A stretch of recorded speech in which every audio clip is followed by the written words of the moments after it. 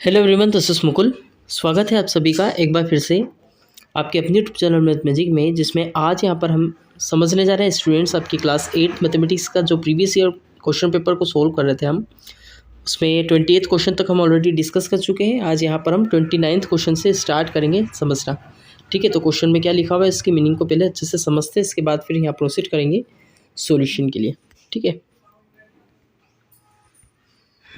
जिसमें यहाँ पे लिखा हुआ है question number 29 is 1188 a perfect cube number.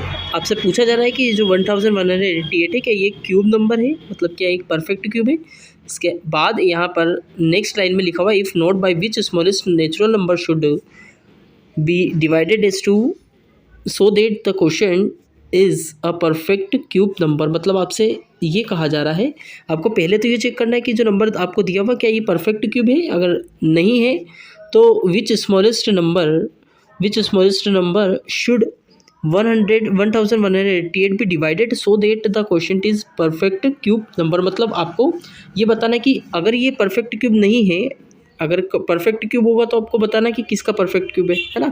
और अगर ये परफेक्ट क्यूब नहीं है तो कौन से ऐसे नंबर से इसको डिवाइड करना पड़ेगा हमको, है ना। जैसे सपोज यहाँ पर कोई सा नंबर ए है, ठीक है, इस ए नंबर से यहाँ पे इसको डिवाइड करना होगा तो वो ए नंबर आपको यहाँ पे बताना, मतलब कौन सा ऐसा नंबर है जिससे अगर हम इसको डिवाइड कर दें तो ये एक परफेक्ट क्यूब बन जाए। ठीक है, जैसे अगर यहाँ पर हम देखें 27, ठीक है, 27 अपने आप में क्या है, परफेक्ट क्यूब है।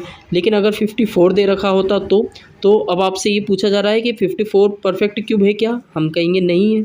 तो अब आपसे फिर सेकेंड लाइन में जो question according to the second line ये पूछा जा रहा है कि इसमें ऐसा कौन सा नंबर है जिससे अगर हम इसको डिवाइड कर दें तो ये परफेक्ट क्यूब बन जाए। मतलब इसको किस नंबर से डिवाइड करें ताकि ये परफेक्ट क्यूब बन जाए। तो अगर हम यहाँ पर देखें तो 2 से अगर हम इसको डिवाइड करेंगे तो समथिंग ये आ रहा है 2 2 जा 4 2 7 जा 14, मतलब 27 आ रहा है ना। तो इसका आंसर क्या हो जाएगा 2, है ना। 54 जो है वो परफेक्ट क्यूब नहीं है, लेकिन अगर हम इसमें 2 से डिवाइड करेंगे तो यहाँ पर ये परफेक्ट क्यूब बन जाएगा। ठीक है, तो इसी तरीके से इस क्वेश्चन को भी हमको यहाँ पे कंप्लीट करना है। लेकिन हम क्या करते हैं यहाँ पे प्राइम फैक्टराइजेशन की हेल्प से इन क्वेश्चंस को सोल्व करते हैं। पहले यहाँ हम थोड़ा स्पेस क्रिएट कर लेते हैं सो दैट कि यहाँ पे इजी हो जाए सोल्व करना में, ठीक है, समझने में इजी हो जाए आपको। तो सबसे पहले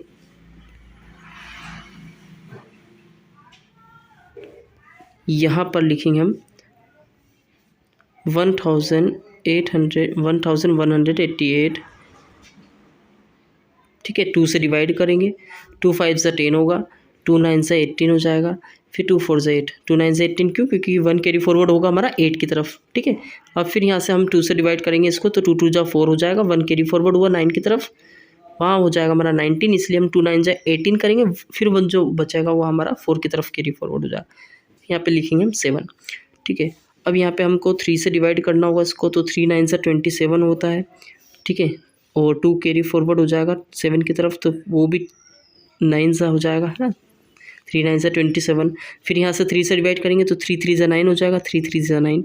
यहाँ से अब दूसरा नंबर अगर हम देखें तो 3 से डिवाइड वैसे हो सकता है ना। यहाँ पे हम फिर 11 बचेगा तो 11 को 11 से ही डिवाइड करना होगा। अब यहाँ पर हम पेयरिंग की बात करेंगे तो पेयर जो होता है यहाँ पे 3 नंबर का पेयर बनता है ना। जो क्यूब, अगर हम बात करें क्यूब नंबर की, अगर हमें देखना है कि क्या ये एक क्यूब है या नहीं है तो इसके लिए हम यहाँ पर 3 3 नंबर की पेयरिंग देखेंगे। तो हमारे पास जो 2 है वो 2 बार आ रहा है, ठीक है, लेकिन जो 3 है ना, जो 3 है यहाँ पे जो 3 है वो हमारा 3 टाइम्स आ रहा है, मतलब 3 बार आ रहा है। ठीक है, तो यहाँ पे इसके लिए हम यहाँ पे लिखेंगे 3। अब मल्टीप्लाई करेंगे और कोई सा ऐसा नंबर है जो यहाँ पे 3 बार आ रहा हो तो उसको भी लिखेंगे। तो भाई यहाँ पर एक 11 है लेकिन ये 3 टाइम्स नहीं आ रहा है ना। और जो 2 है, 2 की बात करें तो 2 है वो 2 टाइम्स आ रहा, सिर्फ एक बार और ज़्यादा नहीं आ रहा। मतलब अगर यहाँ पर 3 टाइम्स आता तो हम यहाँ पर 2 लिख सकते थे, लेकिन 3 टाइम्स नहीं आ रहा, 2 टाइम्स आ रहा, मतलब 2 मल्टीप्लाइड बाई 2। ठीक है, लेकिन 11 सिर्फ और सिर्फ एक ही बार आ रहा। तो अब आप मुझे ये बताइए कि यहाँ पर ज़रूरत कितने नंबर की पड़ रही है। यहाँ पर आपको एक और 2 की ज़रूरत पड़ रही है ना, और यहाँ पर आपको 2 बार 11 की ज़रूरत पड़ रही है। क्यों पड़ रही है, क्योंकि 3 नंबर की एक पेयरिंग होती है और हमारे पास यहाँ पर जो 2 है वो सिर्फ 2 थे और 11 जो है वो यहाँ पर हमारे पास सिर्फ और सिर्फ एक था। तो यहाँ पर हमें 2 11 और एक 2 की ज़रूरत थी, ठीक है। लेकिन अभी यहाँ पर क्वेश्चन में आपसे पूछा जा रहा है कि ऐसा कौन सा नंबर है जिससे अगर हम इसको डिवाइड कर दें, मतलब कौन से नंबर से हम इसको डिवाइड कर दें ताकि ये परफेक्ट क्यूब बन जाए। तो अगर आप ये सोचिए कि यहाँ पर हमारा जो ये नंबर दिया हुआ है ये 3, यहाँ पे इसका तो पेयरिंग बन रहा है, लेकिन पेयर किसका नहीं बन रहा है, 11 का नहीं बन रहा है। तो 11 को हटाना होगा, और 11 को हटाने से मतलब क्या, 11 से डिवाइड करना होगा। चलिए कर देंगे, है ना। इसके बाद यहाँ बचा हुआ है 2, मतलब यहाँ पर 2 बार 2 आ रहा है, तो इन दोनों 2 को भी हमें हटाना पड़ेगा, क्योंकि डिवाइड का लिखा हुआ है क्वेश्चन में क्या कौन से नंबर से आपको डिवाइड करना है, इसलिए हम यहाँ पर इन दोनों को हटा देंगे, ठीक है। 11 को हटा दिया, और 2 सिर्फ एक बार नहीं है, 2 यहाँ पर 2 टाइम्स था, तो 2 बार 2 को हमने हटाया। तो इसका मतलब ये है कि हमें टोटल कितने नंबर से डिवाइड करना होगा, टोटल ये पूरे नंबर से हमको डिवाइड कर देना है इस नंबर को, ताकि हमारा एक परफेक्ट क्यूब बन जाए। तो हमारा आंसर क्या हो जाएगा, 11 2 22, 22 2 44, ठीक है। तो 44 से अगर हम इस नंबर को पूरे को डिवाइड कर देंगे तो हमारे पास एक परफेक्ट क्यूब बन जाएगा, ठीक है। नेक्स्ट क्वेश्चन की तरफ मूव करेंगे, जहाँ पे लिखा हुआ है आपका the angles of a quadrilateral are in the ratio. अब आपको यहाँ पे एक क्वाड्रिलेटर के एंगल्स आपको रेशियो में दिए हुए हैं, ठीक है। 3:4:5:6। नेक्स्ट फिर लाइन में आपका लिखा हुआ है find all the angles of the quadrilateral. अब क्वाड्रिलेटर की बात की जा रही है, मतलब कैसा शेप जिसके अंदर 4 साइड होती हो, ठीक है। क्वेश्चन में क्या कहा गया है कि इस क्वाड्रिलेटर के अंदर जितने 4 एंगल्स हैं, जितने 4 कोण हैं, इन चारों का जो रेशियो दिया हुआ है वो दिया है आपको 3:4:5:6। इस रेशियो में यहाँ पर ये एंगल्स दिए हुए हैं। अब यहाँ पर एंगल्स जो है वो रेशियो में दिए, तो हम सपोज कर लेंगे कि कोई सा फर्स्ट एंगल जो है वो हमारा ये है ना, ये इसकी बात की जा रही है, ये हमारा 3x हो गया, ठीक है। सेकंड जो आपका है वो 4x हो जाएगा, फिर 5x हो जाएगा, है ना, 6x हो जाएगा, इसी तरीके से सारे एंगल्स। लेकिन अब बात आती है यहाँ पे कि हम सारे एंगल्स को फाइंड आउट कैसे करेंगे। तो सारे एंगल्स को फाइंड आउट करने के लिए यहाँ पर हमें पता है कि किसी भी क्वाड्रिलेटर के अंदर जितने भी एंगल्स होते हैं उन सब का अगर हम सम कर दें, उन सबको अगर हम जोड़ दें तो वो इक्वल टू कितना आएगा आपका 360, ठीक है, 360। तो यहाँ पर आपके जो एंगल्स दिए हुए हैं रेशियो में उन सबको हम ऐड कर लेंगे, मतलब प्लस कर लेंगे, ठीक है। तो 3 + 4 7 हो जाएगा, 7 + 5 12, 12 + 6 18 हो जाएगा, मतलब 18x = आपका आ जाएगा यहाँ पर 360, ठीक है, 360। अब क्या करेंगे भाई, यहाँ पे x की वैल्यू फाइंड आउट करने के लिए 18 को राइट हैंड साइड पर ट्रांसफ़र करेंगे, 18 2 36 होगा और 0 यहाँ पे, ठीक है। ऐसा कैसा लिख देंगे, तो यहाँ पर x की जो वैल्यू आ रही है वो 20 आ रही है। अब जो x की वैल्यू 20 आ रही है वो हम यहाँ पर सारे एंगल्स में पुट कर देंगे। मतलब पहला एंगल हमने क्या सपोज़ किया था, पहला एंगल हमने यहाँ पर 3x सपोज़ किया था, क्योंकि 3 रेशियो में 3 दिया हुआ था। तो यहाँ पर जो हमारा एंगल था वो 3x था, x की वैल्यू हमारी यहाँ पर 20 है, तो 20 हम यहाँ पर पुट कर देंगे। 23 जा कितना हो जाएगा 60, मतलब फर्स्ट एंगल जो बना आपका वो 60 हो जाएगा। इसी तरीके से सेकंड, थर्ड और फोर्थ एंगल भी हम फाइंड आउट कर सकते हैं। सेकंड एंगल आपका 4x से, मतलब 4 ये आ जाएगा 420, है ना, 4 का मल्टीप्लाई 20 में करेंगे तो 80 आ जाएगा। थर्ड एंगल आपका 5x से, 5x मतलब 5 का मल्टीप्लाई 20 में करेंगे तो 100 आ जाएगा। ये आपके सेकंड और ये आपका थर्ड एंगल हो गया। फोर्थ एंगल भी आपका यहाँ पर 120 आ जाएगा, क्योंकि 20 से जब हम 6 का मल्टीप्लाई करेंगे तो 120 आ जाएगा। तो 60, 80, 100 और 120, ये चारों एंगल ऐसे हम यहाँ पर फाइंड आउट कर सकते हैं। नेक्स्ट क्वेश्चन की तरफ यहाँ पर मूव करेंगे, जहाँ पर आपका कंस्ट्रक्शन वाला क्वेश्चन आ रहा है। Construct quadrilateral ABCD where AB = 5 centimetre, BC = 6.5 centimetre, angle A = 80 degree, angle C = 105 degree and angle D = 75 degree, ठीक है। तो यहाँ पर आपको कंस्ट्रक्ट करना, मतलब यहाँ पर बनाना है आपको क्या, क्वाड्रिलेटर, चूँकि यहाँ पर ABCD दिया हुआ है। अब कैसे कंस्ट्रक्ट करेंगे, कैसे बनाएंगे, आपको एक लाइन ड्रॉ करना है AB, ठीक है। ये आपकी AB लाइन ड्रॉ हो चुकी है।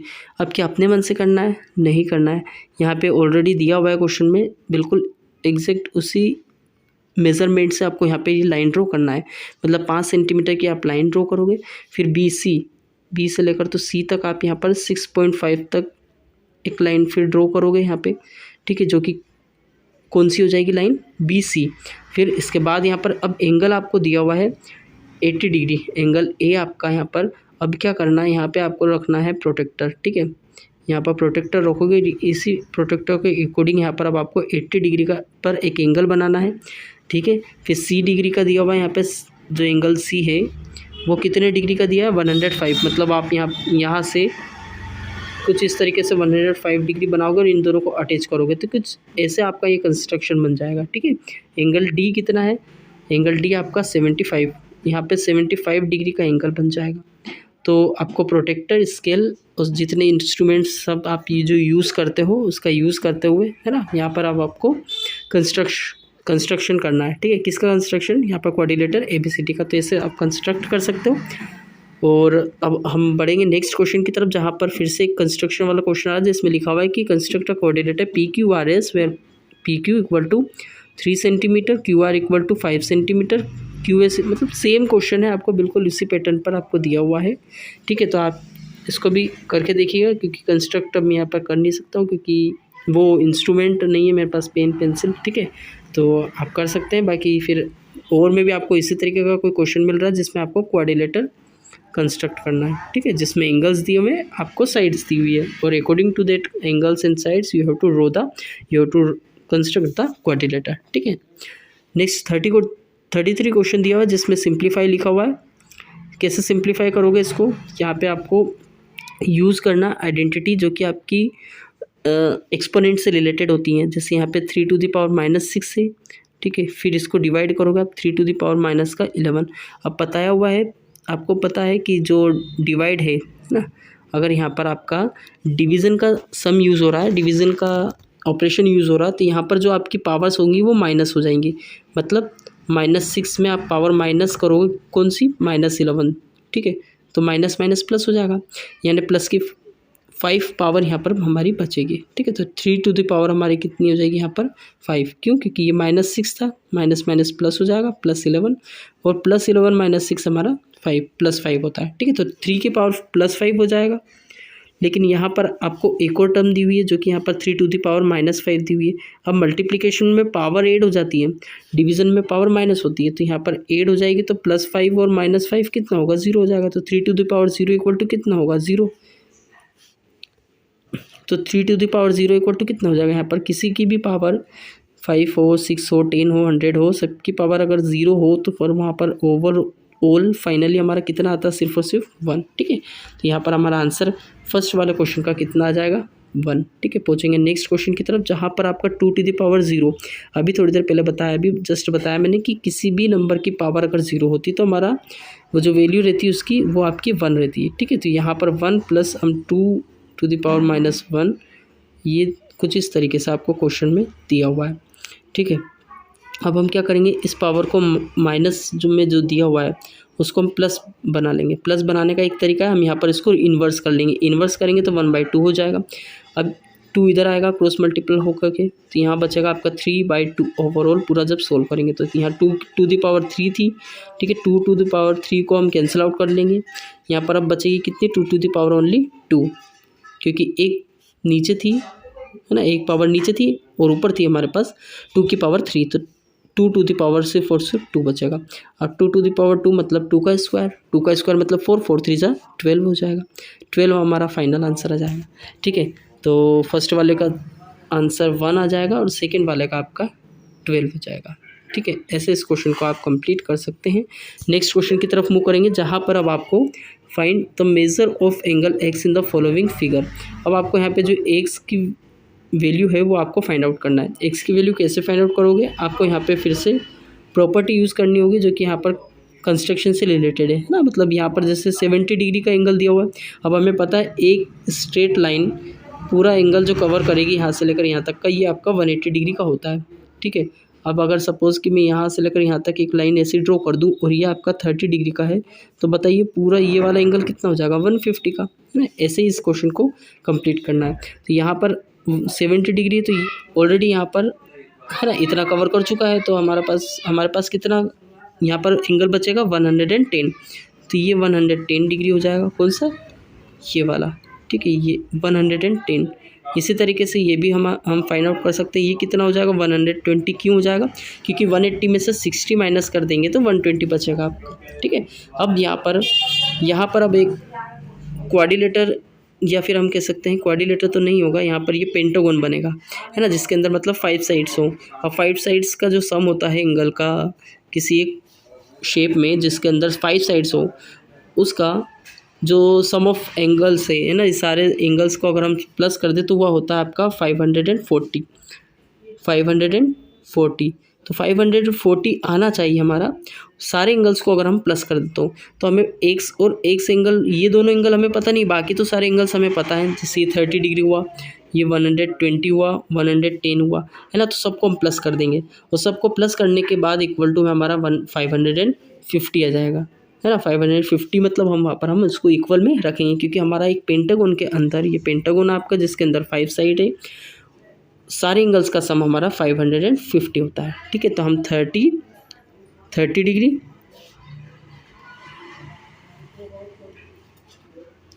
30 डिग्री प्लस, है ना, ये हो गया हमारा एंगल, ये एंगल हमारा एक्स हो गया, ठीक है।